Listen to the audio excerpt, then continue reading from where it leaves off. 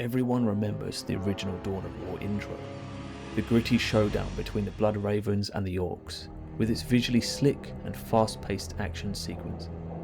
But that's not why it still works. The real reason is that Blur Studio ignored almost every convention of game cinematics at the time. Instead of studying other trailers, they studied war films like Saving Private Ryan. That decision changed everything. With the release of the Dawn of War Definitive Edition and the upcoming release of Dawn of War 4, I thought it would be a good time to look back at the original Dawn of War cinematic from 2004. More than 20 years later, it's still one of the most iconic Warhammer cinematics ever made. In just 90 seconds, it managed to capture the scale, brutality and atmosphere of the Warhammer 40,000 universe in a way that felt remarkably faithful to the tabletop game. I still remember loading up the Dawn of War demo for the first time. Before you'd even play a match, the intro immediately established the tone of the universe. Space Marines advancing through a battlefield littered with corpses, orcs charging headlong into combat, and that unforgettable dreadnought entrance. For many players, this was the first time Warhammer 40k truly felt alive on screen. What's even more impressive is how quickly it was made.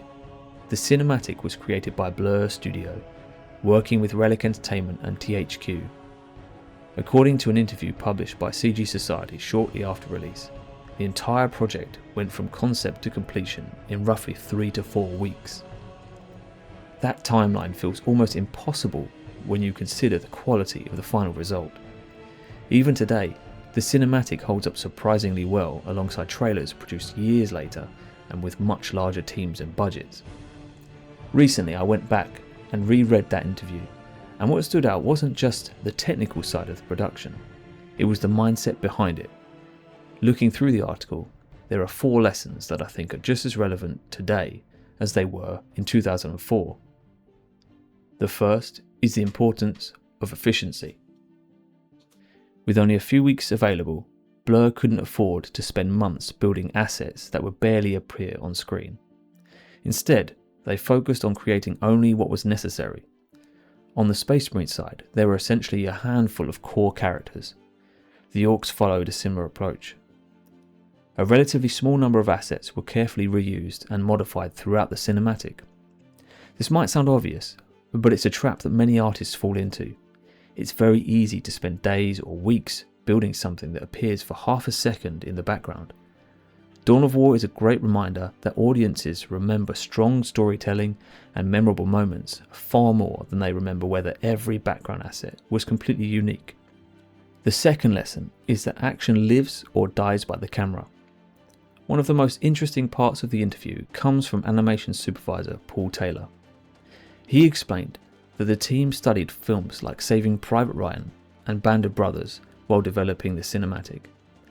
Rather than treating it like a traditional game trailer, they approached it like a war film.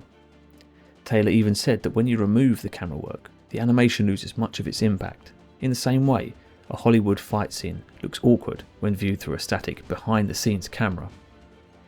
The team deliberately used handheld movement, camera shake, delayed pans, and telephoto lenses to compress the action and make the battlefield feel chaotic and immediate.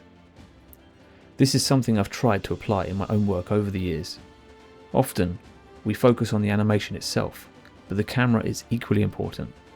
A strong camera setup can make action feel dynamic and cinematic, while a weak camera can flatten even the best animation. I remember attending an FMX presentation several years ago, where a speaker from Technocrane discussed a similar idea. Rather than treating the camera as an abstract object in 3D space, they encouraged artists to think about how a real camera rig behaves physically. Where is the pivot point? How does the operator move? What are the limitations of the equipment? Those small considerations often create much more believable results. The third lesson is the value of locking down the edit early. Before motion capture even began, Blur spent considerable time refining the animatic. According to Taylor, they worked out the melee action almost frame by frame.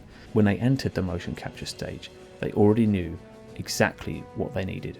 He even noted that the final cinematic remained remarkably close to the original animatic. This is another principle that has become increasingly important in my own projects. Before rendering anything, I try to assemble playblasts and rough previews in the edit. It's much faster to experiment when you're working with temporary footage than when you're waiting for final renders. The animatic is where ideas can succeed or fail quickly. You can test pacing, remove unnecessary shots, identify weak moments, and refine the storytelling long before expensive production work begins. The final lesson is one that applies far beyond animation. Constraints are not necessarily a bad thing. Towards the end of the interview, Dave Wilson joked that if he had more time, he would have added more of everything: war bosses, Terminators, and even larger battles, but he also acknowledged that they only had 90 seconds to tell the story. That's what impresses me most about the Dawn of War intro. Nothing feels wasted. Every shot serves a purpose. Every sequence pushes the momentum forward. The limitations force the team to focus on what matters most. As artists, filmmakers, and creators, it's easy to view constraints as obstacles. Tight deadlines, limited resources, and restricted scope can feel frustrating, but often those same limitations force us to make clearer decisions and finish projects that might otherwise expand endlessly. I've certainly experienced that in my personal work. Without a deadline, projects can drift indefinitely.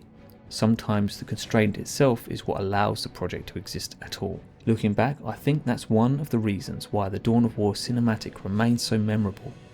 It wasn't simply a showcase of technical skill. It was a team of passionate Warhammer fans approaching a game intro with the mindset of filmmakers. They studied great war movies. They obsessed over the edit. They focused relentlessly on what would appear on screen. Despite having only a few weeks to deliver, they created something that people are still talking about more than 2 decades later, or at least I am. If you're interested in animation, visual effects, or filmmaking, I'd highly recommend reading the full interview, and I'll leave a link to the archived article in the description below. There are plenty of other fascinating details in there that I haven't covered, particularly regarding the technical side of the production.